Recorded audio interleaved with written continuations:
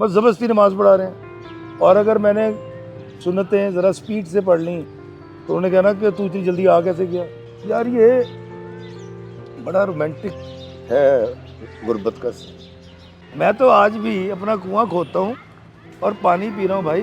बानो कुसिया ने जितना मुकदमा इस औरत के लिए लड़ा है और जितने रास्ते इसको दिखाए हैं, जितने एंगल्स मर्द की जुल्म और सितम के और उससे बचने के बानो कुसिया ने दिखाए हैं, किसी ने भी नहीं दिखाए। मैं तो कई दफ़ा ही कहता हूँ कि बेगम में लगता है मैं मरने लग गया वहाँ। कहती क्यों? मैं कह डी औरत मैं की करनी यार। दूर से कहते ओ माचे ओए, वो वाली आवाज़ें सुन रहे हैं। कहता तू है ना चाचा? मैं क्या? और कहता बहुत अच्छी वीडियो बनाना। तुम्हारी हस्ती के गीत गाएं, तुम्हें कहें कि बशर में देखी बुराइयों को बयान कर दो तो चुप ही रहना।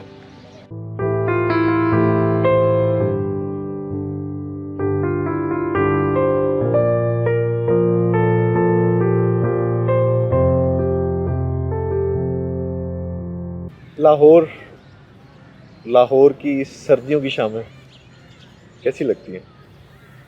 जाड़े का मौसम दरअसल अदीबों के अंदर का मौसम होता है और बड़ा डिप्रेशन का मौसम होता है। आप देखें ना, यूरोप में रहने वाले या ठंडे इलाकों में रहने वाले लोग अक्सर डिप्रेशन का शिकार रहते हैं। तो एक अदीब को कौम का डिप्रेशन होता है, हालात का होता है, अखलाकी तकाज़ों का होता है कि अखलाकी तौर पर कौम कहाँ जा रही है। तो ये जाड़े का मौसम मुझे तो वैसे भी अच्छा लगता है, लेकिन ये मेरा ख्याल है हर अदीब के अंदर का मौसम है। इफ्तिखार इफ़ी, पहले तो इफ्तिखार से मुलाकात करवाएं। ढूंढ रहा हूँ, मिलेगा तो बताऊंगा। कैसा लगता है एक लंबा वक्त गुजरा टीवी इंडस्ट्री के साथ, लिखना, कॉलम की दुनिया से गुजरना, शायरी की ज़िंदगी से गुजरना, इस सोसाइटी के अंदर अपना आप कैसा लगता है?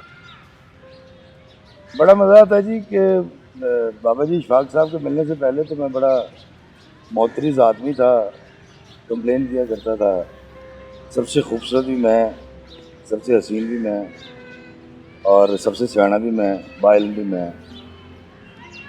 और बाबा जी इशफाक साहब के मिलने के बाद पता चला कि नहीं यार, मैं कुछ नहीं हूँ, सामने वाला है। तो मैं तो सारी ज़िंदगी को पिकनिक मनाई है और पिकनिक ही कर रहा हूँ, हर चीज़ का जश्न बना देता हूँ। तो अब जश्न में होगा तो यकीनन ऐसे से अंदर का भी होगा। तो वो जो पंजाबी स्टाइल है भंगड़ा, तो वो अंदर होता है। एग्रेसिव थे बहुत जवानी ज़्यादा, में, बहुत ज़्यादा। और ये एग्रेशन घर में भी होता था या बाहर ज़्यादा होता था? नहीं, घर में तो देखे जी, सबसे पहले एग्रेशन का शिकार तो हमारे माँ बाप होते हैं और हम भी हैं। अब हमारे बच्चे बड़े हुए हैं तो हम वो पे कर रहे हैं। सूद समेत दे रहे हैं। बिल्कुल एग्रेशन होती है, लेकिन उसमें बदतमीज़ी नहीं थी। अल्हम्दुलिल्लाह आज अल्लाह का बड़ा करम है, मेरे वालिदैन माशाल्लाह हयात हैं और आज भी अम्मा इस उम्र में जब थप्पड़ मारती हैं तो अली और ईसा जो कि यूनिवर्सिटी गोइंग है तो तहके लगाते तो मुझे बड़ा अच्छा लगता है। वो एग्रेशन थी, शायद होनी भी चाहिए, उनका तकाजा भी होता है, लेकिन और मतलब शुक्र है हमसे कोई बेद भी नहीं। कई दफ़ा इंसान में लीडरशिप क्वालिटीज़ ज़्यादा होती हैं तो एग्रेशन भी उस वजह से पैदा होते हैं। क्या लीडरशिप क्वालिटीज़ होने की वजह से ऐसा था आपके अंदर? बिल्कुल था, एक इनकलाबी था और मैं वो बच्चा था जो चाहता था कि मैं सोसाइटी को बदलूँ, तरक्की करें, लोग खुशहाल हों, मतलब रिश्वतस्तानी ना हो, फलाना हो जो होता है। तो वो एक था, शायद वही सिलसिला आज भी है। उसका शायद रुख बदल गया। पहले शायद बोल्ड करना चाह रहा था, वो ताकत लगाई थी। अब एक अच्छे बल्लेबाज की तरह ऐसे करके हल्का सा स्निक करता तो चौका छक्का वाला। तो नेगेटिव को पॉजिटिव एनर्जी में अल्लाह ताला ने कन्वर्ट कर दिया। अभी भी वही कर रहा हूँ। एग्रेशन बिल्कुल वो लिखने की हद तक भी है, व्लॉग्स बनाने की हद तक भी है, शायरी में भी है। तो लेकिन उस एग्रेशन को कन्वर्ट कर दिया है शायद अल्लाह ताला ने पॉजिटिविटी की तरफ। मुझे लोग कहते हैं जी आपने कहा कि मैं लोगों से मोहब्बत में अनाएँ छोड़ देता हूँ, वफ़ाएँ याद रखता हूँ, जफ़ाएँ छोड़ देता हूँ। कहते बड़ा औखा काम है। तो मुझे समझ आ गई नहीं यार, ਇਹ ਵੀ ਔਖਾ ਹੀ ਗੱਲ ਕਰ ਰਹੇ हैं मैंने नहीं समझ आ मैंने रही नहीं समझ आया।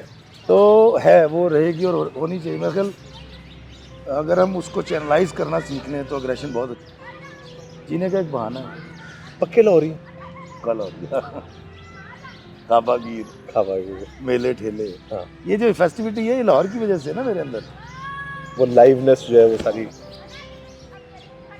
पीछे बताएं जरा स्कूल लाइफ कैसी? बड़ी मज़े की मस्त मलंग लाइफ थी मैं बड़ा मलंग किस्म का आदमी था गरीब आदमी था अब्बा सॉटर थे पहले स्केल के अब एक सॉटर के घर में क्या 5 बच्चे मतलब 5 बेटे और 2 बेटियां तो क्या गुजारा बड़ा मुश्किल था लेकिन मेरे बाप ने हमेशा कोशिश की मैं अक्सर बताता हूँ कि मेरे मामू वगैरह बड़े अमीर लोग थे और उनके बच्चों के पास ना उस वक्त नए नए आए थे रेजर जिसमें खुशबू होती थी हाँ। हम उसको रबड़ कहते हाँ थे हाँ बिल्कुल बिल्कुल। तो मैंने अब्बा से एक दिन कहा वो चाहिए हाँ तो वो पेंसिल के ऊपर लगा होता था हाँ। तो वो अब्बा ही ने ला के दिया मैंने पहले सूंघा मैं कहा यही चाहिए और वो बड़ी फैसिनेशन थी बच्चों के लिए कि इसमें से खुशबू आती वो है। वो मिटाता भी है तो वैसे कई लोग भी ऐसे होते हैं जो आपकी ज़िंदगी में अच्छाइयाँ मिटा भी देते हैं और फिर खुशबू भी बड़ी आ रही होती है उनकी किरदार की अल्लाह माफ़ करे तो खैर वो अब्बा जी चीज़ें पूरी करते रहे मैं क्योंकि बहुत ज़्यादा एनर्जेटिक था तो मेरी अम्मा मुझे पीरों फ़कीरों के पास ले जाते थे अब्बा कोई मेरे काला धागा बांध देता था कोई मेरे पे दम करता था कोई तावीज़ दे देता था क्योंकि मैं बड़ा शरारती था रात को हमारा क्योंकि पंजाब जो आज गांव है वो पहले लाहौर के मुज़ाफ़ात थे मैं संतनगर में था तो वो अंदरून पुराना लाहौर लेकिन मुज़ाफ़ात थे खेत मतलब हमारे घर से एक फरलांग के फासले पे असी गाजरा मूलियाँ पट के ले आई दी सन तो उस वक्त कड़ी वाली कुंडियाँ होती थी लाहौर में हाँ, तो हम धागा बांध के और दूर बैठ के धागा रात के टाइम खड़कानी कुंडी फिर किसी ने बाहर आया तो धागा तोड़ देना छोड़ दे। तो वो मेरे अब्बा को लगा कि यार इस पर कोई जिन्नात का साया हो गया है तो वो मैं अब इसलिए कह सकता हूँ कि मैं एनर्जेटिक था बहुत एनर्जी तो ये वाला सिलसिला चलता रहा फिर उन्होंने तंग आकर मेरे फुप्पा रिटायर्ड फौजी थे अच्छा, और वो सर्विसेज हॉस्पिटल में ड्राइवर थे तो उनको एक वहाँ घर मिला हुआ था सरकारी और वो बड़ा पुरस्कून इलाका था जेल की सेंट्रल जेल की दीवार गुजरती थी गंदा नाला था जहाँ शादमान है उसके पीछे ही शादमान तो था नहीं इलाका था शादमान पार्क में ड्रम पड़े होते थे लुक के बहुत बहुत बड़े तो मुझे वहाँ भेज दिया गया वो बड़ी सख्ती करते थे उनके पास एक छड़ी होती थी उसकी बैत की उससे बड़ा मारते थे तो मैं वहाँ से पैदल जाया करता था एनडी इस्लामी स्कूल पिछड़ा अच्छा 6ठी से 8वीं तक 3 साल में वहाँ गया तो बस्ता डालना और पप्पा ने चुप करके पप्पा से चुप के चवन्नी दे देनी 25 पैसे तो जब वो छुट्टी आधी छुट्टी होती थी मेरे सेल्स जिसको कहते हैं तो हमने हलीम वाले के पास जाना वो एक नान के ऊपर ना ऐसे चमचा यूँ लगा देते हाँ, वो किसी बर्गर किसी हाँ, पिज़्ज़ा का मज़ा नहीं है और वो ख़त्म भी नहीं होता था हालांकि वो चम्मच सिर्फ लगता था लेकिन वो ख़त्म भी नहीं होता। तो पैदल जाना और रात से मुझे अच्छी तरह याद है जब बाहर के मौसम आते थे या काले बादल उमड़ते थे तो मैं GOR से गुजरते हुए वहाँ एक पहाड़ी सी आती है हल्की स्लोप है वहाँ से गाने गाया करता था भीगी भीगी रात में रिमझिम की बरसात में आजा मेरे साथिया प्यार हम करें और मैं ऐसे बारिश के अंदर ऐसे सर्कल लिया करता था घूमता था तो ये भी नहीं सोचता था किताबें गीली हो जाएंगी तो जब घर आना पप्पा ने मारना कि अबे जब बारिश हो रही थी तो कहीं रुका क्यों नहीं धोखा क्यों? तो मुझे कुट पड़ती थी मैं कहता था यार ये मुझे क्यों मारते हैं क्या कर रहे हैं मेरे साथ बस ज़बरदस्ती नमाज़ पढ़ा रहे हैं और अगर मैंने सुन्नतें ज़रा स्पीड से पढ़ ली तो उन्होंने कहना कि तू इतनी जल्दी आ कैसे गया तूने सुनते नहीं पढ़ी होंगी मेरा यकीन नहीं करते थे फिर मैंने झूठ बोलना शुरू कर दिया मेरे अंदर कहीं से पैदा हो फिर मैं झूठ बोलता था जब झूठ बोला तो मैं बचना शुरू हो गया वो अप्रिशिएट होने शुरू। नहीं वो क्या बेटा नमाज़ पढ़ी तो मैंने नहीं पढ़ी और मैं कहते हाँ जी नमाज़ पढ़ने हालांकि मैं गया कहीं और हूँ मैं क्रिकेट खेल रहा हूँ या पलगोलियाँ खेल रहा हूँ तो मुझे ऐसा लगा कि नहीं इसकी तो बड़ी गुंजाइश है यार ये तो हाँ, मान लेते हैं हाँ, को साफ बात कहो ना ये हुआ था कहते हो इसको सजा दो आप झूठ बोल दें वही गड्डी तो आप पहन बच जाते हैं। वो बच जाते हैं पता नहीं क्यों असल बात बर्दाश्त नहीं करते थे तो वो बच्चा बड़ा होता रहा वहाँ से मुझे अच्छी तरह याद है GOR के बाद कच्ची आबादी आया करती थी वहाँ पर पैरोल के ऊपर जो कैदी हैं ना, वो YBG किया करते थे, काश्तकार। अच्छा। उनके पास बैठे रहना, उनको देखते रहना वापसी पे। फिर बल्कि एक बड़ी ज़्यादती ये होती थी कि छुट्टी हो जाती थी 2 बजे, तो वहाँ जो डूंगी ग्राउंड है, जो थाने के सामने है, हाँ जी, हाँ जी। वहाँ हमने बैठे रहना डूंगी ग्राउंड में। तो वहाँ पे टीचर आता था, सिद्दीक साहब, मुझे याद है, 3:30 बजे। तो मैं 2-2.5 घंटे वैसे ही बैठ रहता था भूखा, एक नान खा के। फिर उन्होंने आके पढ़ानी ट्यूशन, तो फिर हम मगरिब के वक्त पैदल पहुँचता था वापस सर्विसेज क्वार्टर में। तो अब हमारी सोसाइटी जैसी है, कई ऐसे भी लोग आए जिन्होंने शायद अगवा करने की कोशिश की थी या कुछ और उनके अज़ाइम थे। तो पता नहीं, वो अल्लाह ही बचाता रहा। मैं आज जब गुजरता हूँ, गाड़ी रोकता हूँ, अपने बच्चों बीवी को दिखाता हूँ।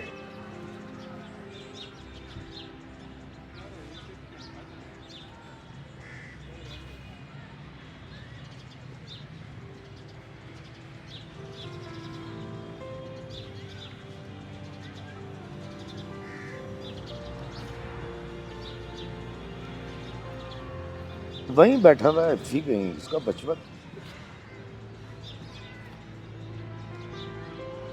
यार ये बड़ा रोमांटिक है गुर्बत का।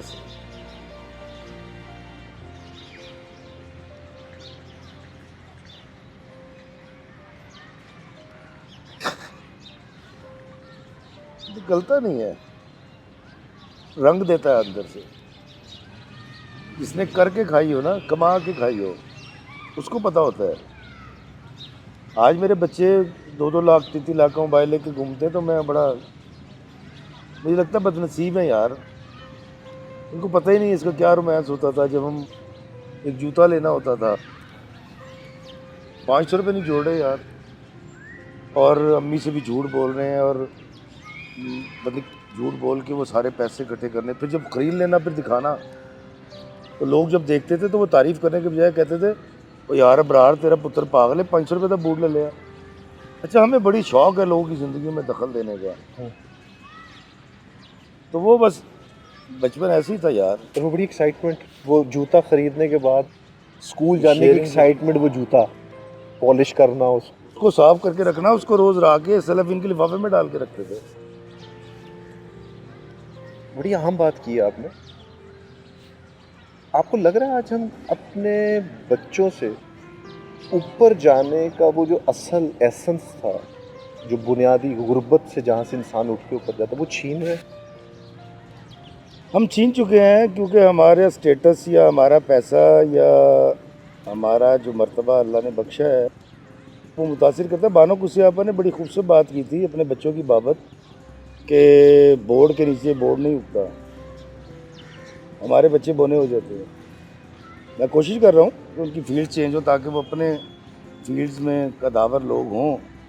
लेकिन यार ये बड़ा औखा काम है। वो जो देखिए, हम 5 भाइयों को पता था कि अगर हम पढ़े लिखेंगे, आगे जाएंगे तो कुछ बनेगा यार, वैसे तो कुछ नहीं बनना। और हमें तारिक बिन ज़ियाद की तरह वो उसके बाद तो किश्तियाँ थी, हमारे पास तो किश्तियाँ नहीं थी, तो ऐसे अगे ही जाना सी। लेकिन हमारे बच्चों के पास क्योंकि ऑप्शन इतने ज़्यादा हैं या फैसिलिटीज़ इतनी ज़्यादा हैं, तो वो मेरा ख्याल है कि बेहतर ये होगा कि हम उनकी फील्ड ही बदल दें, तो किसी और फील्ड में ले आएँ, ताकि वो अच्छे इंसान बन जाए, मेरा ख्याल है। लेकिन ये असर तो करता है जी। आपका पैसा, आपकी सहूलतें आपके बच्चे के लिए ज़हर कातिल है सर। आपकी एजुकेशन लाइफ के अंदर कोई वो दोस्त बताएं जो बड़े करीब और जिसके साथ बड़ा प्यार? बचपन से पहली क्लास से जावेद शाह था, अभी भी है, और बड़ा प्यारा आदमी है। वो बड़ा स्टाइलिश आदमी है, कितनी मूछें है, और हाथ से ऐसे हाथ तंग है उसका, लंबे बाल है शाहजी के। और शाहजी बड़ा प्यारा इंसान है, मतलब खिदमत करने वाला इंसान है। फिर कॉलेज में एक शकील बिल्ला, अच्छा। इस गुजर, लेकिन क्या बात है सर, वो बड़ा एहसास करने वाला। मुझे नोट्स, मैं पढ़ता नहीं था तो उसने कॉपी करा के नोट्स भी ले आने, मेरे पीछे पड़ा था। मैं कोई यार छाड़ी यार, हम पढ़ने वाले बच्चे नहीं थे, सीधी बात है। तो बिल्ला है वो, ये 2 दोस्त जो एक क्लास उससे और एक उससे। तो आज लीड आप ही करते थे उन्हें, शरारतें हो या कोई प्लानिंग हो? देखिए जी, कोई शख्स अगर किसी भी फील्ड में आगे गया है ना, तो वो अपने कॉलेज, अपने स्कूल में, अपने मोहल्ले में लीडर था। ये हो ही नहीं सकता कि वो लीडर ना और आगे उसको कोई तरक्की वाला सीन बन जाए, ये हो नहीं सकता। बिल्कुल ठीक। तो वो लीड मैं ही करता था, मेरी ही चलती थी उस वक्त। लेकिन अब जो है वो सीन बदल गया है। मैंने बड़ी मुश्किल से पीछे चलना सीखा और मैं आपको यकीन करें कि मैं बड़ा कामयाब हो गया पीछे। वाह। अब लीड करने को दिल भी नहीं दिल नहीं। करता। अब तो खैर वो आइडियाज़ भी नहीं आते जो पहले आया करते थे। अब लगता है आपको किसी को प्रूव नहीं करना, अपने हिसाब से चलो। अब जिंदगी ने वो वाला रुख ले लिया। बहुत पहले का ये रुख है। मैंने सोसाइटी का प्रेशर कभी नहीं लिया। मैं उस घराने से हूँ जिनके बड़े सारे के सारे थे हाफिज और बड़ी खूबसूरत किरत करने वाले और 3-3 4-4 शादियाँ करने वाले। तो मैं आ गया पहले, सबसे पहले तो मैं आ गया एक्टिंग में, फिर मैंने ड्रामा लिखना शुरू कर दिया, फिर मैंने कॉलम्स लिखने शुरू कर दिए, फिर मैं शायर भी हो गया, फिर मैं व्लॉगर्स भी हो गया, एक आधी फिल्म भी कर ली। तो वो शुरू में तो वो कंजर का खिताब मिला कि जी ये तो कंजर है, केड़े कंजर वाले कम च पै गया। और फिर आज कहते हैं कि यार ये तो कमाल हो गया यार, ये तो है तो शोबिस से, लेकिन ये तो कहता है किसी बशर में हज़ार खामी अगर जो देखो तो छुट्टी रहना। ये तो बाबा इशफाक की बात करता है। और नहीं कर भैया, खुद ही बदल गया, मैं वही हूँ, मुझे कोई फ़र्क नहीं पड़ा।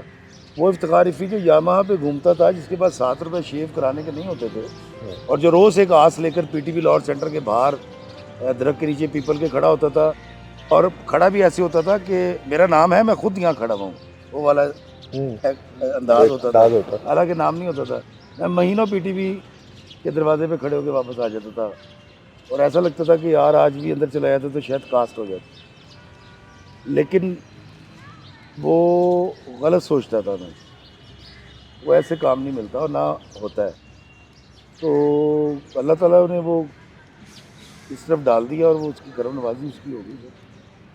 आपसे बहुत सारे लोगों ने इंटरव्यूज में पूछा है कि बाबा जी से आपकी पहली मुलाकात कब हुई, आखिरी मुलाकात क्या? यार नहीं सुना सकूँगा यार, मैंने लिखी है किताब में। मैं बस इतना बताया था, हॉस्पिटल में हुई थी अमीर लतीफ़ में, जब उनका ऑपरेशन हुआ था, और वो मेरी ही दस्तक से जागे थे।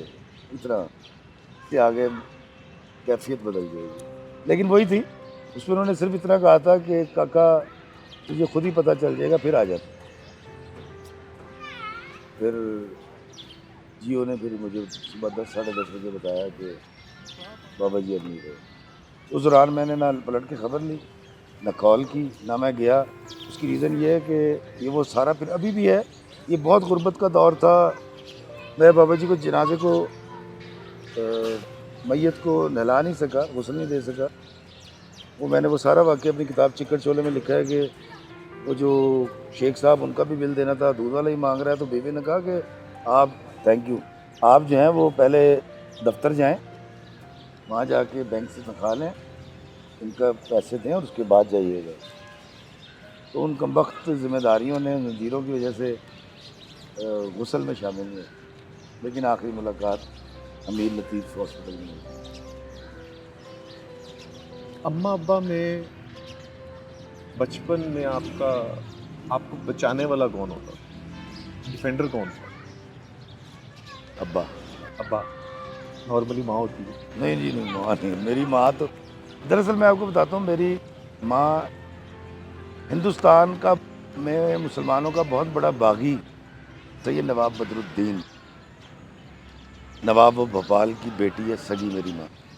ये आखिरी लोग बचे हैं, मैं आपको बता दूँ, खुर्चा ना ये। और उन नवाब साहब की 2 बेटियाँ थी, बेटा कोई था नहीं। अब तो खैर वहाँ 12 महल है, ये आप सोशल उस पर कहीं तलाश करें, गूगल पे आ जाएगा 12 महल भोपाल।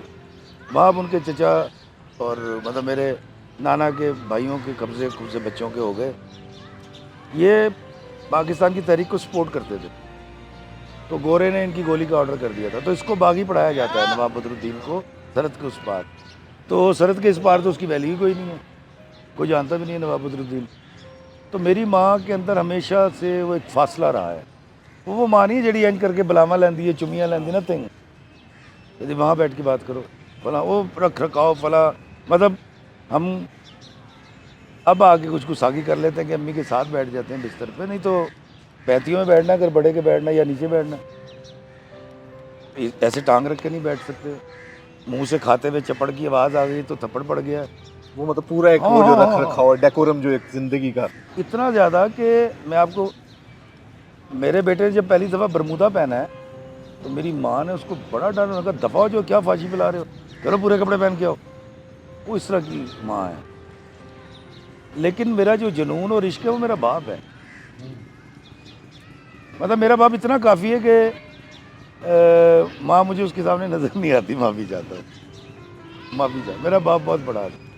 मतलब जिस शख्स ने मुझे पूरा लाहौर दिखाया, बाबों के दरबारों पे लेकर गया, जिसने मुझे फ़ारसी, अरबी और पता नहीं किस किस ज़बान के मतालिब समझाए, ज़हूरी साहब, आज़म चिश्ती, और मतलब उस दौर के जितने पीर खाने हुआ करते थे या जितने बड़े लोग हुआ करते थे, वहाँ लेके जाना, दरबारों पे लेके जाना, रोशनास कराना कि ये दादा साहब है, ये फला, ये फिर मेले ठेले भी दिखाने। फिर मुझे पहली दफ़ा 9वीं क्लास में दे दिया ठंडा गोश्त पढ़ने के लिए। तो मैंने जब मंटो साहब, जब मैंने पढ़ा तो मुझे कहते हैं कि पढ़ा, तो मैं कहा नहीं, तो मैं झूठ बोलता रहा। आज तक मैंने अब्बा को कहा मैंने नहीं पढ़ा।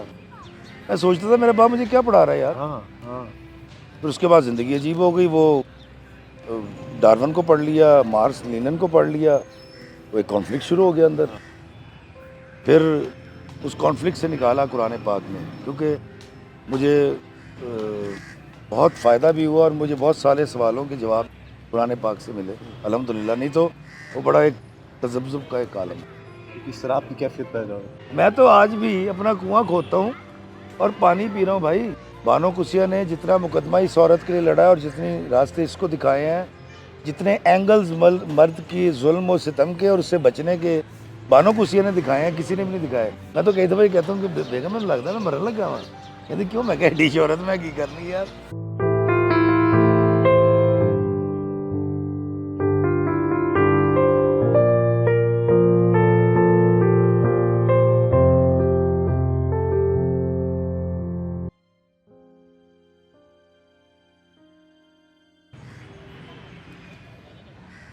घर में एक माँ जी जिनका डेकोरम है और एक फासला है, और दूसरी जानिब आपको एक ऐसी माँ जी मिलती है बानो बाबा आया आया ਜਿਹੜੀ ਜੱਫੀ ਪਾਉਂਦੀ ਹੈ, ਜਿਹੜੀ ਸਿਰ ਤੇ ਹੱਥ ਫੇਰਦੀ ਹੈ, ਜਿਹਦਾ ਹੱਥ ਚੁੰਮ ਲਓ ਤੇ ਉਹ ਤੁਹਾਡਾ ਹੱਥ ਚੁੰਮ ਲੈਂਦੀ है। हाँ, तो बानो कुसी आपा जी बहुत बड़े लोग हैं ये। उन्हें जो मोहब्बतें दी, क्योंकि इशफाक साहब के दौर में तो हम बानो आपा से इतने करीब नहीं थे, मैं हमें झूठ बोलूँ। उससे भी इतना था, आपा आ गए, इस्लाम कर लिया, सर पे हाथ फेर लिया, चाय पी लिया, खाना खा लिया, बस ये इतना ही था। आपा ज़्यादातर बैठती भी नहीं थी, चली जाती थी। वो बाबा जी के बाद वो महबूब हटाया ना, तो फिर लोग नज़र आने शुरू हुए। तो बानो कुसिया जैसी छत्र छाया में रहना, दरअसल मैं अक्सर सोचता हूँ कि कितना बड़ा अलमिया है कि बानो कुसिया को बहैसियत एक नेक और साले औरत के, उनके करैक्टर के जो इन्होंने लिया है सब ने, काश ये उनकी तहरीरें पढ़ लेते। और आज की औरत को सबसे ज़्यादा ज़रूरत है बानो कुसिया को पढ़ने की। बानो कुसिया ने जितना मुकदमा इस औरत के लिए लड़ा है और जितने रास्ते इसको दिखाए हैं, जितने एंगल्स मर्द की जुल्म और सितम के और उससे बचने के बानो कुसिया ने दिखाए हैं, किसी ने भी नहीं दिखाए। लेकिन अफसोस ये है कि हमारी जो नौजवान नस्ल है, मैं अफसोस का लफ्ज़ इस्तेमाल कर रहा हूँ, उनको पता ही नहीं कि बानो कुसिया ने क्या लिखा है। मेरे ऐसे कई चोर उनकी फ़िलासफ़ी चोरी करके सीन में लिख देते हैं और वो वायरल हो जाता है, और वो कम ज़र्फ़ बताता नहीं है मैंने बानो कुसिया को चोरी किया, और लोग समझते हो यारो बड़ा बड़ा राइट। तो मेरा ख्याल है अज़वाजी ज़िंदगी बेहतर करने के लिए, समाजी ज़िंदगी को सुधारने के लिए बानो कुसिया को पढ़ना बड़ा ज़रूरी है। कैसा तरीका वारदात था कि कोई पोस्टर नहीं उठाया औरत के हकूक़ के लिए, लेकिन सबसे ज़्यादा बात औरत के हक़ में उन्होंने की।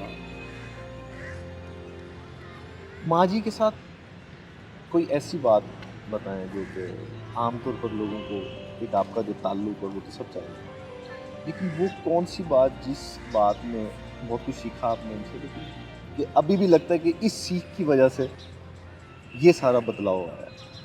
बाबा जी के मरने के 3 साल या 2 साल के बाद मैं एक चैनल का कैमरा उठा के ना 4 सितंबर को, क्योंकि ये बरसी आ रही थी, तो मैं 4 सितंबर को दासन सराय चला गया बगैर इतला के। तो हम तो जाते थे, वो गेट का लीवर खोला, अंदर घुस गए। तो मैं दास्तान सराय गया, वहाँ रफ़ीक भाई को कहा कि बानो आपस से मिलना है। वो अंदर गए, उन्होंने कहा जी तबीयत ठीक नहीं है। अब हम उस वक्त जवान थे और वो वही बेवकूफ़ सा इफ़ी जो पहले था। मैंने कहा जी उनसे कहीं फ़ी आया, वो वापस आया, उन्होंने कहा वाकई बीमार। मुझे यकीन नहीं आया। मैंने एक कागज़ पकड़ा, उस पर लिखा कि बानो आपा, मैं इफ्तिखार इफ़ी आज आपसे मिलने आया हूँ। और बाबा जी इशफाक साहब सारी उम्र आम आदमी की बात करते रहे और अपने आप को आम आदमी कहते रहे। अगर आज आपने इस आम आदमी से मिलने से इनकार कर दिया तो मैं आपका शुमार ख़ास लोगों में करना शुरू कर दूँगा। और नीचे साइन करके भेज दिया। 5 मिनट के बाद बानो कुसिया को 3-4 खादमाओं ने उठा रखा है, पैर ऐसे घिसटते हुए आ रहे हैं, चेहरे पे नकाहत और यूं कर, हाँ काका दस। ओए होए, मुझे माफ़ कर दे, ला गया। वहाँ से मुझे समझ आई पहली बार, तो यार ये लोग तो इंसान की बड़ी वैल्यू करते हैं, ये कदर कीमत। ये वो वक्त है कि बानो कुसिया को सारे अवार्ड मिल चुके हैं, सारे सदारती तमगे मिल चुके हैं, वो अपनी ज़िंदगी का सारा फ़न लिख चुकी है। ये उस वक्त की बात बता रहा हूँ। तो अगर एक आम आदमी, एक मुझ जैसा छोटा बोना ठीक ना, उसको अगर इतने बड़े लोग ये वाली वैल्यू देते हैं, फिर मुझे समझ आई कि मेरे गिर्द रहने वाले मेहनत कश की, गेट कीपर की, क्लर्क की, चपड़ासी की, शॉपकीपर की, यार इनकी फाकरोब की क्या वैल्यू है। ये एक वाकई एक बड़ा, मैं बल्कि समझता हूँ, मैं कई दफ़ा ये मैंने बयान किया है, शायद मेरा ख्याल था इस तरह की चीज़ें, माफ़ी चाहता हूँ बड़ा अजीब सी बात करने लगा, वायरल होनी चाहिए। तो ये बात कभी वायरल ही नहीं हुई आज तक। मैंने 36 दफ़ा बताई है कि यार वो औरत ऐसी थी और मेरा को उनसे रिश्तेदारी थोड़ी थी। मैं भी उसी तरह का अकीदतमंद था जो लोग आके बैठते थे सैकड़ों, मैं भी होता था इशफाक साहब के पास। लेकिन ये वैल्यू सर एक आम आदमी की, वहाँ से मैंने सीखा कि नहीं, तकारीफी वैल्यू तेरी नहीं, वो इसकी वैल्यू जो आया है तेरे पास। क्या बात।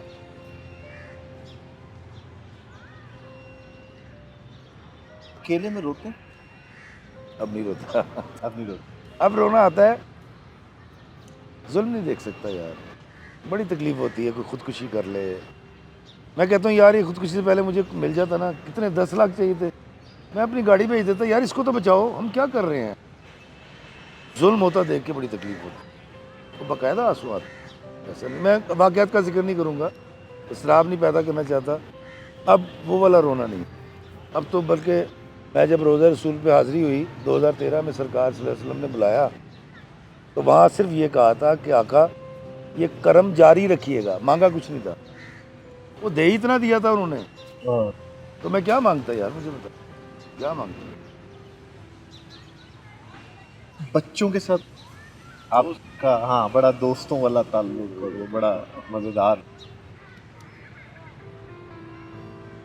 ये कैसे आइडिया आया कि जहाँ पे हम सब ख़ास बनने की कोशिश में लगे हैं, वहाँ पर खुद ख़ास होते हुए आम बनना और पगडंडियों से गुज़रते हुए लोगों के साथ बात करना।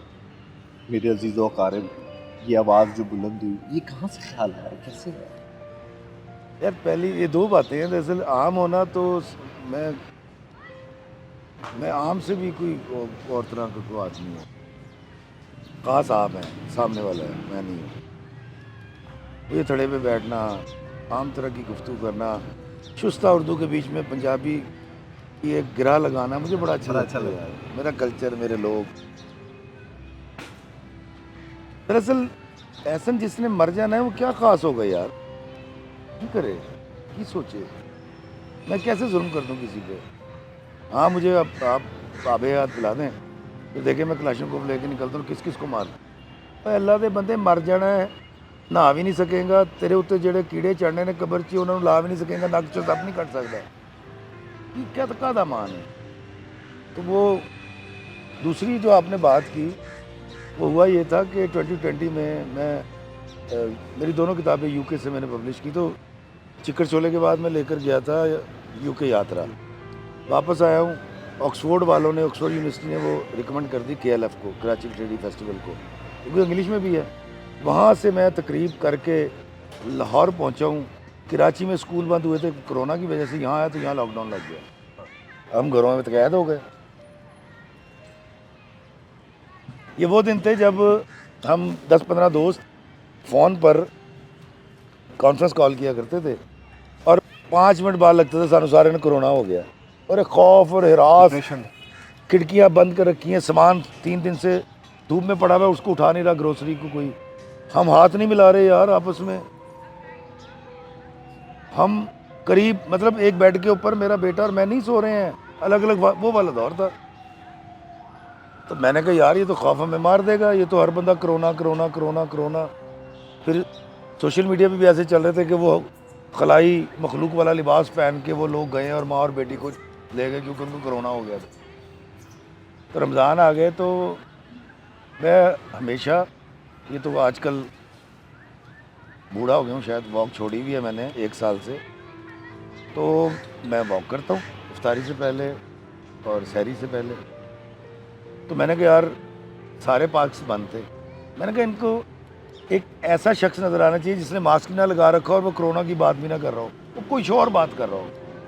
तो ये वो पार्क है जहाँ इत्तेफाक से आप आज बैठे हैं, क्योंकि पूरा लाहौर के तो पार्क बंद थे, ये पार्क इसके गेट ही नहीं है। मैं यहाँ आया, मैंने अपना पहले रोज़े को इसी वक्त तारीख पहले मोबाइल सीधा किया, मैंने बानो आपा की एक बात सुनाई, 5-4 मिनट का एक वीडियो बनाया जिसमें बानो आपा ने कहा था कि सफाई मत देना, रिश्ते में जब सफाई देनी पड़ जाए ना ताल्लुक़ में तो फिर बेटा बात ही ख़त्म हो गई, फिर सफाई नहीं देनी हो तो चले जाना है। मैंने वो बात बताई, 35,000 मेरे फॉलोअर्स थे, मैंने जाके फेसबुक पे डाल दी। रात को ईशा के वक्त दोस्त की कॉल आती, कहता वो 16,000, मैं कहा हैं, मैंने जाके देखा 16,000 लोगों ने देखा हुआ, 16,000, मैं अगले दिन फिर बनाई। तो वो खैर सिलसिला चलता रहा। तो मैंने सोचा कि इनको डिप्रेशन से निकालूं। उसी दौरान मैंने वो गाना भी गाया था, किसी की मुस्कुराहटों पे निसार। कोई सोशल मीडिया एक्टिविस्ट नहीं बनना था, कोई इन्फ्लुएंसर नहीं बनना था, कोई यूट्यूब चैनल नहीं चलाना था। यूट्यूब चैनल तो मेरा 2011-12 का है, जिसमें 200 सवा 200 पता नहीं कहाँ से सब्सक्राइबर थे, वो मैं उठा के डालता रहा, मैं मशहूर होता गया, लोगों को शायद उनकी प्रॉब्लम्स का हल मिल रहा था, जो आज भी कहते हैं। फिर आप जैसे सियाने ने कहा यार को भाई ये उससे पा दिया कर यूट्यूब से, हमने वहाँ डालना शुरू कर दिया। शोबिज़ ने 5 साल काम नहीं दिया, यूट्यूब ने कहा अच्छा तेरे बच्चे मैं पालना वहाँ, हम यूट्यूबर हो गए। मैं तो आज भी अपना कुआं खोदता हूँ और पानी पी रहा हूँ भाई। लोगों को लगता है कमाली, किसी बशर में 1000 खामी, फला दागन, ओ यार ये बड़ा ओ भाई नहीं यार, हकीकत ये है कि मैं अपने बाप के घर में रहता हूँ। 2 साल पहले मैंने दूसरा कमरा बनाया है, मैं एक कमरे में सारी ज़िंदगी रहा, अब मेरे पास 2 कमरे हैं ऊपर वाले पोर्शन के। एक पुरानी गाड़ी है, बल्कि 2, एक खैबर मैंने बेची नहीं अभी तक, दूसरी भी सेकंड हैंड है। इज्जत बेताश है। मैंने जब कहा था ना मैं सब लोगों से मिलता हूँ, अदब से बात करता हूँ, ये शोहरत और बुलंदी की हवाएं छोड़ देता हूँ, तो मैंने पहले इस शेर को निकालने लगा था। मैं कहा यार तू कहाँ से मशहूर है, तो इसको निकाल दे। मैं कहा नहीं यार, ये कोई शख्स जो पढ़ेगा, जो वाकई मशहूर आदमी होगा, तो ये उसको बड़ा फ़ायदा देगा ये शेर। तो मैंने इसको नहीं निकाला और अल्लाह ताला ने 2 साल में ये शेर मेरे पे ही सादिक कर दिया। अब जब मोहब्बत का इजहार लोग करते हैं, सेल्फियाँ बनाते हैं, बड़ी खुशी होती है। पहली किताब जब आपने लिखी यूके जाने से पहले, गढ़छोले, एक तो उसकी यूएसपी बड़ी, उसका नाम का, और वो एक बड़ा वो था, और पंजाब के साथ उसका एक बड़ा नज़र आता है। क्या लगता था? अच्छा ये आपने लिख तो लिए, वो कॉन्फिडेंस, जैसे वो आपने भी बताया कि आप पीटीवी के बाहर खड़े होते थे और वो एक होता था कि ये काम तो मैं एक दफ़ा चला गया तो मिलना चाहिए हो, किताब के बारे में भी ऐसे लगता था कि ये इतनी मशहूर हो जाएगी? देखिए जी, बानो आपा मुझे अपनी ज़िंदगी में कहती रही कि बेटा कंपाइल करके ले आ किताब, मैं तेरा फ्लैप लिखा। असीर भाई भी कहते थे, वो अभी भी माशाल्लाह याद है।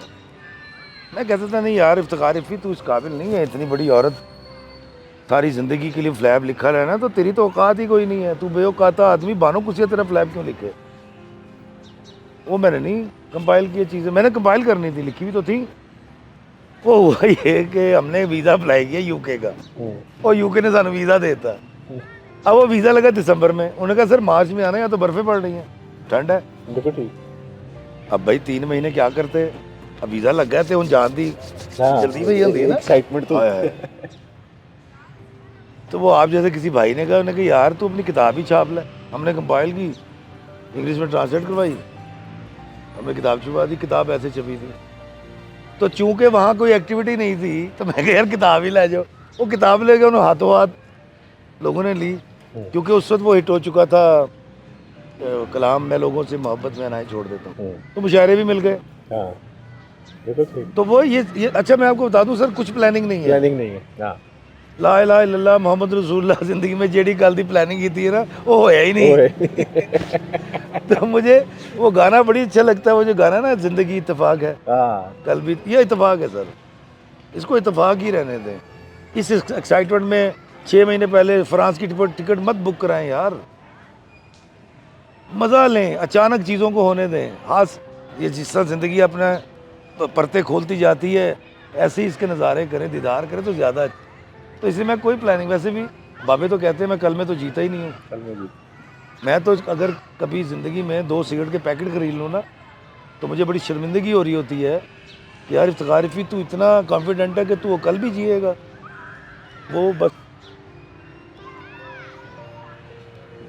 ज़रूरत से ज़्यादा आज़ाद है। मैं बिल्कुल उतना आज़ाद हूँ जितना मेरा अल्लाह ने मुझे पैदा किया।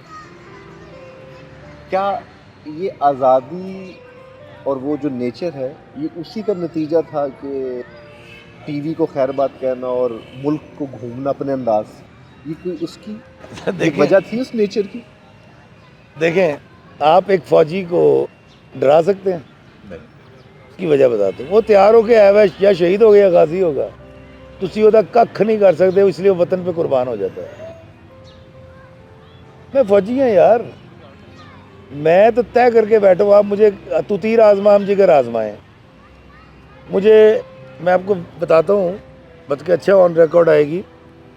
मुझे एक ड्रामा एक्टिंग तो मैं बहुत कम करता हूँ, मिलती नहीं, करता क्या हूँ, जितनी मिली कर ली, कोई ऑफ़र नहीं हुई मुझे, मैं बता दूँ, मैंने कोई नहीं पूछता। तो वो हम लिख रहे थे नागन, तो उन दिनों एक ऑफ़र आई कि जी 2019 में कि जी एक ड्रामा बन रहा है खुदा और मोहब्बत बनी पार्ट 3। तो खैर मैंने डेट्स दे दी, सारी बात हो गई। तो वो एक साहब ने करना था, उनको ज़रा जल्दी थी, उन्होंने किया भी वो रोल, वो मज़ार पे उन्होंने कट करवा दिया मुझे अपने दोस्त से कह के। उसके बाद अगले साल मुझे मिला रक्से बिस्मिल, उसमें एक रोल था सारंगा का, मैं वो करने गया लेकिन मैं बीमार हो गया, रास्ते में बाई रोड जा रहा था, तो मैं वापस आ गया सादकाबाद से। तो जो दोस्त मिलता था कहता यार अगर आपने खुदा और मोहब्बत किया होता और सारंगा किया होता ना यार आप बड़े हिट होते। हर बंदे ने मुझे कहा, मैं हमेशा हंसता था, कहता यार मेरा नहीं था, मैंने इसलिए कर अफसोस, मैं कादा अफसोस यार, मेरा था ही नहीं, मैं किस चीज़ का अफसोस करूँ। तो वो उसने फिर मालिक ने भी साबित किया, फिर उसने कहा अच्छा मैं हूँ, रब्बियत है, कमाली देख लें आप, छोटा सा रोल है, 11-12 सीन है, आए मेरे साथ, आप चलें, मैं आपको मिलवाता हूँ। देखें लोग अभी भी आप इंटरव्यू कर रहे हैं, लोग गुजर रहे हैं, हाथ हिला रहे हैं, मैं उनको हाथ इसलिए नहीं ला रहा कि मैं इस वक्त इंटरव्यू दे रहा हूँ। काशिफ निसार है, उनका ड्रामा इंकार, उसके अंदर आपका वो कैरेक्टर गुल्लू बादशाह के मर्डर हो जाने के बाद वो ड्रामा, वो एक्साइटमेंट ख़त्म हो गई उस ड्रामे के अंदर से। इसी तरीके से ये आपका दूसरा कमाली का कैरेक्टर ने जो कमाल किया, ये एक नया फार्मूला स्टार्ट हुआ पाकिस्तान के अंदर कि एक कैरेक्टर जो है जिसको ना तो उतना प्रोमिनेंट देखा जा रहा है, ना वो इतना लाइमलाइट के अंदर है। ये इसके लिए कुछ प्लानिंग थी, स्ट्रेटजी थी? प्लानिंग पे तो आप चलते नहीं ज़िंदगी में, जैसा बता रहे हैं। ये क्या इसका तरीक़ेकार क्या है? ये जो हमारे नए लोग एक्टिंग में आ रहे हैं, कैसे इसको आप कैसे देखते हैं? ये अचानक से ये एक चीज़ उलट पुलट हो जाना और ये फार्मूले फेल हो जाना। कमाली से पहले पाकिस्तान में हिट हुआ मेन रोल, मिसाल के तौर पे भोला करेक्टर एक्टर, और लेकिन मेन रोल इमरान अशरफ बहुत अच्छा किया उसने। कमाली एक स्पोर्टिंग रोल, छोटा सा,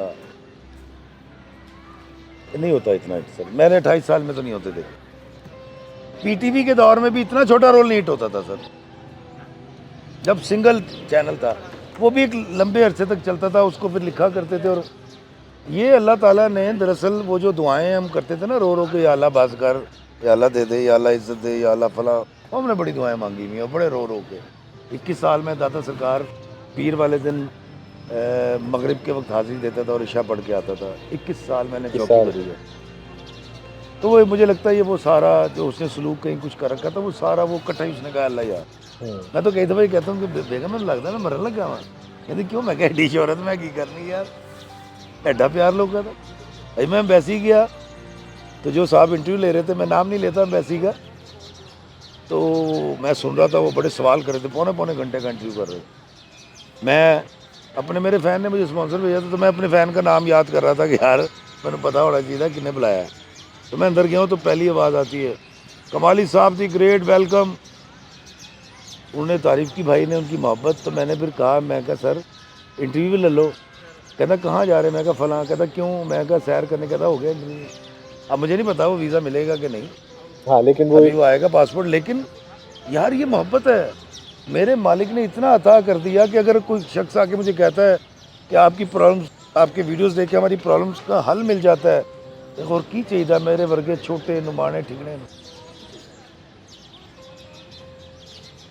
इफ़ी भाई, मुस्कुराहट तो हमारा एक, आप कह लें कि बेसिक रिक्वायरमेंट एक ह्यूमन बीइंग होने की है उसको।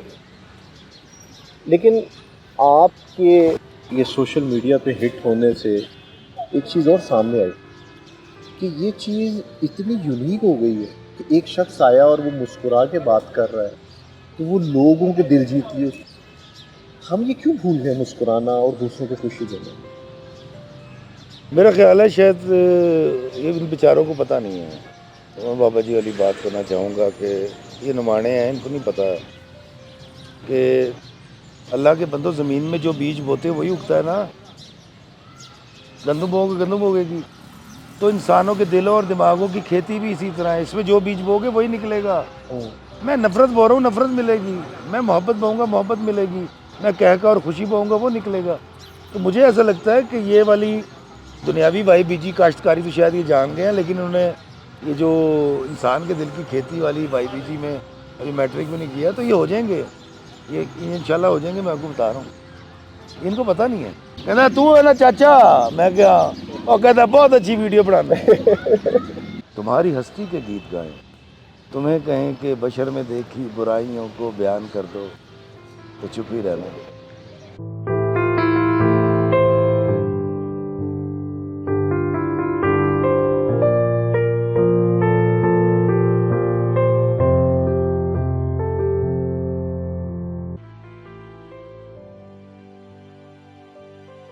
किस बात से बहुत डर लगता है?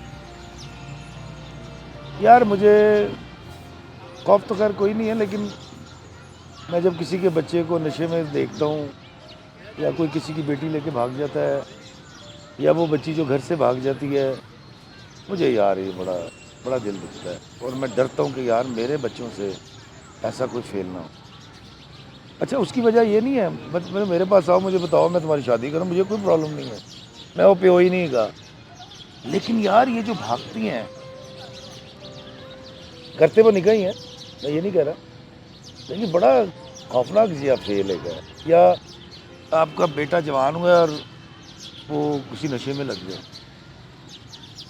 इससे बड़ा डर है। क्योंकि हमारे इर्द गिर्द तो बहुत ये वाली चीज़ें हैं ना, ऐसे ही मतलब और बढ़ती जा रही हैं। बढ़ती जा रही हैं। भाई इससे डर और किसी चीज़ से, क्योंकि पता क्या, वो जो मेरे बाप और दादा की साख है वो भी ख़राब होगी। मुझे तो क्या है, मैं कहूँगा हाँ जी वो करता है, मैं क्यों करा। लेकिन मैं उस बाप का क्या करूँगा यार, जिसने बचपन से उसको पाला, जवान किया, जो उसको सिर्फ मुस्बत आदमी देखना चाहता था। वो इस बात से बस, बाकी नहीं सर, मेरे लिए कोई खौफ ही नहीं है। मैं आपको थोड़ी सी पिछली बात सवाल का जवाब दे दूँ। इफ्तिखार इफ़ी ने जीना है, खुशी के साथ जीना है, अपना कुआं खोद के पानी पीना है। वो भाई वो भावें मैनू सिटे लान तो मिले, भावें चाहता होटल खोलन तो शोबिस छड़िया, कोई स्यापा नहीं किया। अल्लाह के बंदो, तुम मुझे नहीं डरा सकते, ना मार सकते हो।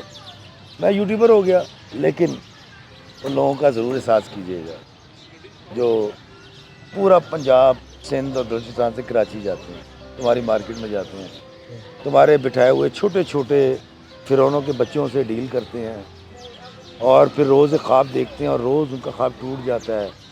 मैं बिल्कुल ये कैमरे में देख के कहूँगा कि ख़ुदकुशी करने की ना करने की हिम्मत हर एक में नहीं होती।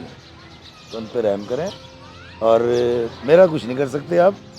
मैं जिस दिन यूट्यूब बंद हो जाएगा उस दिन आप शायद मुझे देखेंगे मैं चाय बेच रहा हूँगा और बड़े अच्छे तरीके से गा के, या मैं तिक्के बेच रहा हूँगा, क्योंकि मैंने जीना है, रिज़्क़ हलाल कमाना है, बच्चे पालने। इंडस्ट्री का ये जो बिहेवियर है ये बड़ा पुराना है। आप से सब लोग मिलते भी हैं, आपकी बातचीत भी होती है। हमारा ये बिहेवियर आपको बदलता नज़र आ रहा है या इसमें मज़ीद पुख्तगी आ रही है? सर, चोर अगर ये मान लेना कि चोरी बहुत बुरी चीज़ है तो चोरी छोड़ देता है। नशे ही अगर ये मान ले कि नशा बहुत बुरी चीज़ है, देखें आपके साथ तब्दीली कहाँ से आएगी? जब आप किसी नज़रिए के कायल होंगे। तो फ़िरौनियत का अंसर अगर आपके अंदर है, ये कैसे चेंज होगा मुझे बताएं। और आइंदा आने वाले जो नई जनरेशन जो आ रही है, इसमें आपको नज़र आ रहा है कि ये कुछ लीडिंग प्रोफेशंस में हमारी इंडस्ट्री में जाएं और जिससे कोई बेहतरी इस काम से? नहीं सर, मुझे तो कोई भी कहता है, मैं कहता हूँ बेटा जिस फील्ड को मैंने 28 साल बाद छोड़ दिया, मैं तुम्हें कैसे रिकमेंड कर दूँ? मैं देखे मैंने भी कमर्शियल किया, मैं कमर्शियल करूँगा और फिल्म करूँगा अगर मिलेगी। अदरवाइज़ मुझे ना ड्रामा लिखना है, अब आप मुझसे नहीं लिखवा सकते, ना मैं ड्रामे में एक्टिंग करूँगा। अल्लाह के बंदों, ये जो लोग आ रहे हैं, ये स्ट्रगल एहसन 55 साल का हो गया और मैं यहाँ तक पहुँचा हूँ तो शोबिज़ में कोई किसी का बेली नहीं है, कोई किसी का यार नहीं है। हाँ, मिलने वाले हैं, आप मिलते रहें, आप मेरे अच्छे मिलने वाले हैं। लेकिन मुझे वो पार्किंग वाला बड़ा अच्छा लगता है जो मुझे अब मिलता है, कहता कमाली साहब, वो कहता 30 रुपये नहीं लेने, उसके पास जो था उसने मुझे उसमें रियायत दे दी। ऐसे ही है। मैं खाना खाने गया हूँ, होटल वाले ने कहा नहीं फी साहब, कमाली साहब आपसे पैसे नहीं लेने जो आप उस दिन थे। होता है, बिल्कुल ऐसे फैसला बाद में हुआ। यार तू मेरा यार है, तू राइटर है या तू प्रोड्यूसर है या तू डायरेक्टर है, कराची से काम करते हैं, तू 20 साल हो गए ने, कितने ड्रामे कराए ने मैनू। तू झूठ बोलना, तू मेरा कोई बेली शेली नहीं, तू मेरा मेरे नाल है पुराना, क्योंकि हुण तू तरक्की करके वड्डा डायरेक्टर, वड्डा प्रोड्यूसर, वड्डा राइटर हो गया सी। हुण कदी कदी तू मेरे नाल कलाम दुआ ले लेना, क्योंकि मैं कोई तेरे हक में बुरा नहीं हूँ और मैंने कोई नुकसान नहीं पहुँचा रखा। लेकिन यू आर नॉट माई बेली। हाँ, मेरे दोस्त नहीं है यार। 55 साल की उम्र च मैं गल कर रहे हैं, 5 साल की स्ट्रगल तो बाहर नहीं कर रहा। मेरा कोई शोबिज़ में दोस्त नहीं है, कोई मेहरबान नहीं है। एक शख्स ने मेहरबानी की, वो है काशिफ निसार, और कोई मेहरबान नहीं। मेहरबान आपके होते हैं तो आप 5 साल इंतज़ार करते घर बैठ के नागन के बाद कि मुझसे कोई लिखवाएगा, ऐसा तो नहीं है ना सर। तो 5 साल पहले आपने छोड़ा, फिर 8 महीने से मैंने छोड़ दिया। मैं कहूँ 6 साल पूरे होने लगे ने, छड़ दे यार। जिस दिन तू अच्छा लिखना शुरू कर देगा, जिस दिन तू अच्छी एक्टिंग शुरू कर देगा, उस दिन इसे लेना शुरू कर देंगे। तो मैं कहा नहीं यार, ना मैं चंगा राइटर होना है, ना मैं बैठ की एक्टिंग कर सकूँगा, तो इसलिए खैर बात। पहाड़ पसंद है? 8-10 दिन रहने के लिए 8-10 दिन से ज़्यादा। क्या सोचते हैं, जैसे एक मेरी फैंटेसी है, कभी कोई ऐसा हुआ तो मेरा पहाड़ों में वो घर होना चाहिए, छोटा सा है। आपकी फैंटेसी क्या है? ऐसे ज़रखेज़ इलाके में जिसके चारों तरफ फसलें उगी हुई हो, वहाँ मेरा पक्का घर नहीं, वो जो मिट्टी वाला कोठा सा होता है ना, कोठा, वो हो, और मैं वहाँ अपनी ज़िंदगी गुजारूँ यार। तो मैं रोज़ अल्लाह की उस कुदरत को देखूँ कि वो बीज बोता है, वो उगता है, और फिर कटाई होती है, परिंदे चहचहाते हैं, दूर से कहते हैं ओ माचे ओए, वो वाली आवाज़ें सुनूँ मैं, वो वाली मुझे, मैं वहाँ रहूँगा मैदानी इलाके में, खेतों के दरमियान। आप बहुत सफ़र करते हैं, ब्लॉगिंग करते हैं। हमारे गांव शहर बनते जा रहे हैं, वो अब चीज़ें ख़त्म हो रही हैं। आपको चौपाल चला गया, ये जो साइंसी तरक्की है, ये अब तो यार मैं गया सादकाबाद से आगे कुछ जगह है, मैं जगह का नाम तो नहीं पता, वहाँ एक मस्जिद है, मैं नाम भूल रहा हूँ, बड़ी अच्छी मस्जिद है वो, मैं नाम भूल गया उसका, बड़ी शाही किस्म की मस्जिद है वो, मस्जिद भोंग। तो उसकी तरफ हम जा रहे थे तो एक जगह ट्रैफिक ब्लॉक होगी, कच्चा रोड था, तो मैंने साइड पे लगा ली, तो इधर ट्राली वाला आ रहा था, ये ट्राली के ऊपर बैठा, तो मैंने देखा, पहले ऐसे देखा, फिर नहीं देखा, फिर सोचा, फिर मोबाइल निकाला उसने, तो बुआ खड़काया मेरा बंदा, कहना तू है ना चाचा, मैं क्या, और कहता बहुत अच्छी वीडियो बनाना। तो ये जो साइंसी तरक्की है मोबाइल की शक्ल में, ये बुरी बात नहीं है, भाई से बरकत भी है, लेकिन शायद मेरे गांव के लोग अब वो उस तरह से, क्योंकि वो दौड़ में शामिल हो गए, सादा नहीं रहे। नहीं अब मैं सेल्फी लगा रहा हूँ इटली की, मैं सेल्फी लगा, मैं ताड़े गांव का सी, ताड़े पिंड का, मैं सेल्फी लगा रहा हूँ यूके से, मैंने आपके घर के सामने 7 मंजिला घर डाल लिया, वो फिर हाँ वे शायद कहीं दौड़ सी शुरू हो गई है।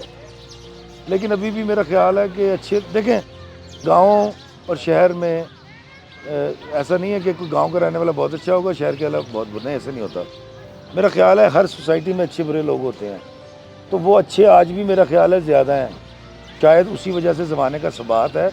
ये जिस दिन 70, मैं तो अभी ये समझता हूँ, मैं कायल हूँ अल्हम्दुलिल्लाह कि 95% पाकिस्तान में हमारी सोसाइटी में अच्छे लोग हैं। ये जिस दिन 90% पे आ गए ना, तो शायद ये सोसाइटी ही टूट जाएगी। देखिए 23 करोड़ लोग, 23,000 रोज़ कत्ल होने चाहिए, 23,000 रोज़ डकैतियाँ होनी चाहिए, 23,000 गाड़ियाँ चोरी होनी चाहिए, 23,000 रेप होने चाहिए। नहीं सर, ऐसा नहीं है। हमारे लोग, पाकिस्तान के लोग बहुत अच्छे हैं। ये 2 काम सीख लेना, मैं अक्सर गाड़ी चलाते कहता हूँ, आज भी कहता हूँ, मैं एक तो है सीख लें कि मोटरसाइकिल 3 नहीं बाने, नंबर 2 ये रास्ता देना सीख लें, जिंदगी को रास्ता देना चाहिए। सर ये फिर ज़िंदगी को भी रास्ता देंगे ना। इंज घूमी जा रहा है। मैंने भी एक शकरगढ़ में गया, तो मेरी एक वॉइस ओवर है जहाँ मैंने कहा स्कूल दिखा के कि दोस्तों ये वो तहसील है शकरगढ़ की जहाँ 90% लिटरेसी रेट है, यहाँ के 90% लोग पढ़े लिखे हैं। शॉर्ट पता है मैंने उस पर क्या लगा रखा? देखें वो जो आपने कहा ना कहाँ तंज करते हो या कहाँ अग्रेशन, शॉर्ट मैंने लगाया कि मेरी गाड़ी जा रही है, ये किधरों आ रही है, किधरों आ रही है, किधरों आ रही है, किधरों बढ़ गया उधरों गड्डी लाएंगे, और जिनको समझ आना था उनको आया गया। यार आप 90% डिग्रियां लेके बैठे हुए हैं, आप तालीम याफ्ता है, इल्म याफ्ता नहीं, तो उसके लिए आपको थोड़ी सी मेहनत करनी पड़ेगी इल्म याफ्ता होने की। यूके यात्रा और फिर आप मौलाना रूमी रहमतुल्लाह अलैह के। हाँ जी, बड़ा मज़ा आया। शाह शमस तबरेज़ के होके आया। टर्की यात्रा कब मुतवक्को है? नहीं आएगी मेरा ख्याल, अब शायद किताब मेरी एक नावल है, 2-3 एक शायरी की आएगी, 1-2 शायद और आ सकें। वक्त कम है मेरे पास। मुझे अब समझ आता है कि यार ज़िंदगी तो सारी ज़ाया करती हूँ, थोड़ा जो टाइम बच्चे 55 तो हो गए हैं। अब मैं पहले भी था, अब मैं और ज़्यादा अपने बच्चों से जुड़ के, इंसानों से जुड़ के, मौसम और कुदरत से जुड़ के रहना, इस मिट्टी से जुड़ के रहना चाहता हूँ। वो किताब लिखने के लिए तो भाई बैठना पड़ेगा ना, वो तो 2-2, 3-3 महीने बैठना पड़ता है, 10-10 घंटे लिखना पड़ता है। अब तो शायद अच्छा था ये, मैं शायद ड्रामा लिखता भी ना। मुझे ड्रामे के वजह जितने पैसे मिलते हैं ना यार, वो बड़ी कम कीमत है उस टाइम की जो मैं देता हूँ। क्रिएटिव लोग नॉन क्रिएटिव लोगों के डिपेंडेंट है पाकिस्तान में। हाँ ऐसे ही है। जैसे मुझे एक तलाक याफ्ता लड़की कंटेंट की ये बता रही होती थी कि खुशहाल ज़िंदगी कैसे होती है, मियाँ को खुश रखने के तरीके क्या हैं। एक शख्स जो ना इधर का है ना उधर का है, वो मुझे बता रहा है कि कामयाब मर्द या मर्द होता कैसे है। एक ख़ातून जिसने एमए पॉलिटिकल साइंस कर रखा है, वो मुझे बता रही है कि माँ और बेटी का या बेटे और बाप का रिलेशन क्या होता है। इसका मतलब तो यार वो जब कोई एसएचओ आता है ना किसी इलाके में, तो वो सबको अंदर कर देता है, अपनी दुकानें बंद करा देता है, 9 बजे मार्केट बंद। तो कंटेंट वाले भी जब आते हैं तो वो यही करते हैं, उन्हें बताना होता है, उन्हें रिपोर्ट। अबे भाई एक चीज़ ठीक है, उसमें लिखो कि यार ये तो बिल्कुल ठीक है, तो नहीं उसमें से वो नुक्स निकालना है। मैंने एक जगह लिखा कि गैरतमंद इंसान कब चाहता है कि कर्ज खां चौखट रोके, तो मुझे कराची से मेल आ गई कि ये इसका क्या मतलब है। मैं कहा सर गैरत का जो मंद आदमी होता है वो नहीं चाहता कि का कर्ज उतारना हो, वो आके दरवाजे पे खड़ा हो जाए। तो कह रहा फिर ये लिखो ना। मैंने लिखा भाई वो बड़ा और ये कराची से, ये कराची से हाँ जी, email आ कराची गई। से, हाँ जी। मैंने एक जुमला लिखा, अबे वो बहुत बड़ा मवाली है, नेफे में पिस्तौल उड़े से भिलता फिरता है। तो ड्रामा जब चला उसने कहा वो बहुत मवाली है, जेब में पिस्तौल डाले फिरता है। अबे भाई पिस्तौल नेफे में लगाई जाती नेफे में है, लगाया जाए। तो आप क्या करेंगे यार, मुझे बताएं। ऐसे ही है। मैं लिखूं किसके लिए लिखूं? डॉक्टर सजाद साहब के पास उनकी आखिरी वीडियो मैंने ही बनाई थी। मेरे उस्ताद मोहतरम एक तरफ इशफाक साहब लिखने में और एक तरफ डॉक्टर सजाद साहब। फजर के वक्त उनके क्लिनिक जाता था अंदरून चूना मंडी, और शाम को दास्तान सराय जाता था। तो एक लेफ्टिस्ट एक राइटिस्ट, वो मैं खैर जो बना।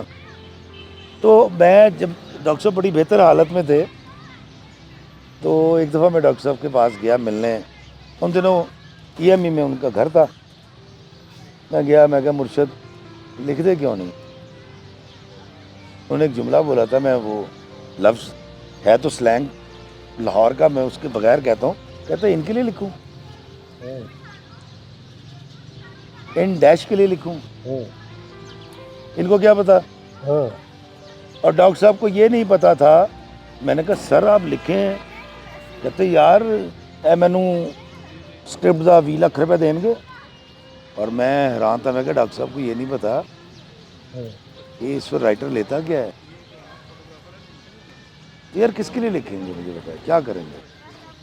देखिए भाई, अशफाक साहब बाबा जी की जब हम बात करते हैं, उन्होंने भी बड़ी मुखालफत बर्दाश्त, और एक ऐसे दौर में जब उन्होंने लिखा और वो सारा, जब हम उन्हीं के ही चाहने वाले और मानने वाले, आप भी उसी किस्म के एक ज़िंदगी के फेज से गुजरे हैं कि जहाँ पे वो राइटिस्ट और लेफ्टिस्ट वाला एक फॉर्म। लेकिन वैसे एक सवाल है कि आपको लगता नहीं कि वो वाली एनर्जी पकड़नी चाहिए जो बाबा जी के पास? वही है ना, जब मुझे 5 साल हो गए थे ना फारिग बैठे हुए नागन के बाद। नागन तो बल्कि चलता रहा, मैं तो लिख के दे दिया था ना।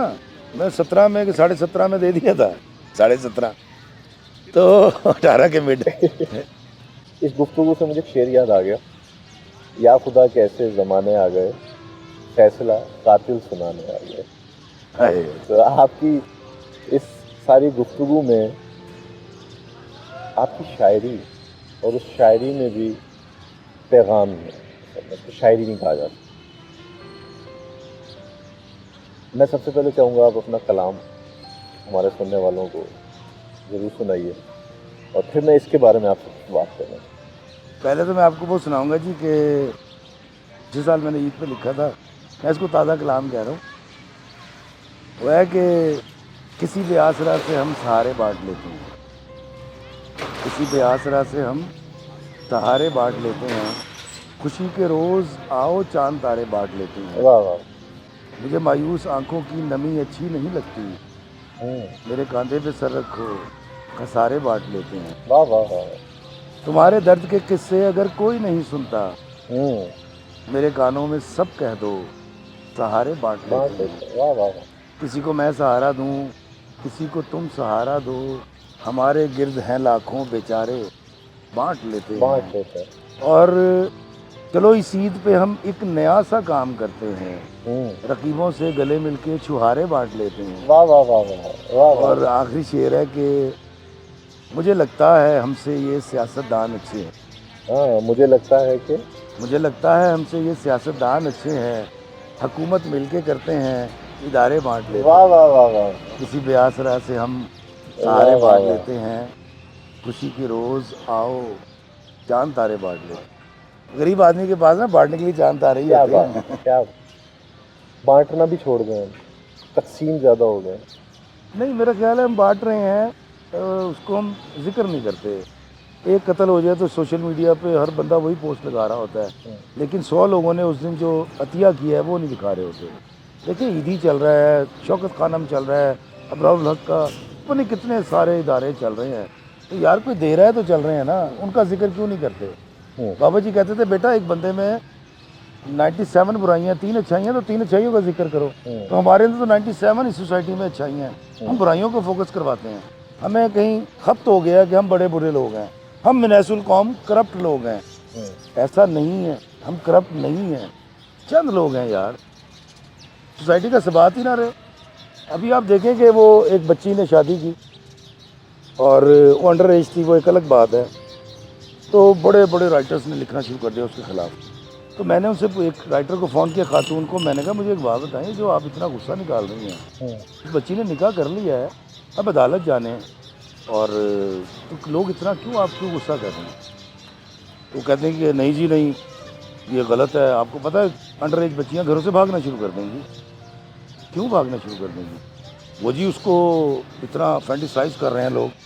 मैं कहा अगर बानो कुसिया को देखकर औरत ने गृहस्थी नहीं सीखी, तो इस बच्ची को देख के औरत भागेगी भी नहीं घर से। और सबसे बड़ी दलील मैं आपको देता हूँ, मैं जिस पंजाब, सिंध, बलूचिस्तान, KPK और कश्मीर में रहता हूँ भाईजान, इस खित्ते की औरत का अपना एक किरदार है। वो कितने खुदा का वास्ता है यार, हमारे खित्ते की औरत का किरदार बहुत मजबूत बहुत है। मजबूत। यही तो संभाल के बैठी हुई है। मैं और आप तो यहाँ बैठे हुए हैं। तो इस औरत को इतना कमज़ोर ना समझें कि जी एक लड़की भाग गई तो सब भाग जाएंगी। तो इसलिए मुझे बड़ा हैरानी इस बात पे होती है कि हम अपने ना ज़मीन को समझे, ना रहतल बैतल को, ना यहाँ की औरत को, ना यहाँ के मर्द को। हमें कहीं इससे रिश्ता जोड़ना पड़ेगा। आपका जो कलाम है छोड़ देता हूँ, इसमें इतनी पॉजिटिविटी कैसे है? हालांकि छोड़ने का तो शायर के नज़दीक रुझान ही कुछ और है। सर ये उन दिनों एक बहुत कलाम हिट हुआ था, 2 साल पहले की बात है। तो वो ऐसा था कि मैं जिसको छोड़ देता हूँ हमेशा छोड़, ऐसी कोई बात थी। तो मैंने कहा यार लोग पहले ही वक्फो वक्त फिर रहे हैं, ये क्या है? तो उसको बड़ी पजीराई मिल रही थी सोशल मीडिया में। तो फिर तफक्कुर में बैठ रहा 3 महीने, तो फिर अल्लाह ने अता किया, और वो ये था कि मैं लोगों से मोहब्बत में अनाएँ छोड़ देता हूँ, वफ़ाएँ याद रखता हूँ, जफ़ाएँ छोड़ देता हूँ, खुले रखता हूँ दिल के रास्ते नाराज़ लोगों पे, मैं वापस आने वालों की ख़ताएँ छोड़ देता हूँ, मैं सब लोगों से मिलता हूँ, अदब से बात करता हूँ, ये शोहरत और बुलंदी की हवाएं छोड़ देता हूँ। और आखिरी शेर है कि एक और शेर है इसका कि तकब्बुर शोर करता है करो तजलील लोगों की, तकब्बुर शोर करता है करो तजलील लोगों की, मैं अपने नफ्स की सारी सदाएं छोड़ देता हूँ, और कोई दिल को दुखाए मुस्कुरा के बात करता हूँ, कोई दिल को दुखाए मुस्कुरा के बात करता हूँ, नबी को याद रखता हूँ, ख़ताएँ छोड़ देता हूँ, मैं लोगों से मोहब्बत में अनाएँ छोड़ देता हूँ, वफ़ाएँ याद रखता हूँ, जफ़ाएँ छोड़ देता हूँ। और ये एक ऐसी पॉजिटिविटी है इसके अंदर कि ये मैंने मुख्तलिफ इदारों में देखा है कि बच्चों को ज़ुबानी कलाम याद है, स्कूल्स के अंदर भी। और बाकायदा मैं चंद दिनों पहले एक सेमिनार में था, तो सेमिनार के अंदर एक साहब ने बाकायदा आपका नाम लिया और नाम लेके कहा कि वहाँ कुछ क्रिटिसिज्म चल रहा था चीज़ों पर। तो फिर जब उन्होंने ये कलाम पढ़ा तो वो पूरी की पूरी महफिल में जो बहुत नेगेटिविटी हुई थी, तो वो एकदम क्लैपिंग में, और उसके बाद वो टॉपिक का बिल्कुल जॉनर ही चेंज हो गया। वो अल्लाह ताला आपको सलामत रखे। वो एक है कि किसी बशर में हज़ार खामी, अगर जो देखो तो चुप ही रहना, किसी बशर का जो राज पाओ या ऐब देखो तो चुप ही रहना, अगर मनादी को लोग आएँ तुम्हें कुरेदें तुम्हें मनाएं, तुम्हारी हस्ती के गीत गाएं, तुम्हें कहें कि बशर में देखी बुराइयों को बयान कर दो तो चुप ही रहना। जवाज़ ये है, दलील ये है, ज़ईफ़ लम्हों की लग़ज़िशों को, हराम नातों की कुर्बतों को, हमारी सारी खबासतों को, हमारी सारी हिमाकतों को वो जानता है, वो देखता है, मगर वो चुप है। अगर वो चुप है तो मेरी मानो वो कह रहा है कि चुप ही रहे। वाह वाह वाह। अल्लाह सतारुल अयूब है, लेकिन मुझ जैसों को किसी की दस्तार उछालना बड़ा अच्छा लगता है।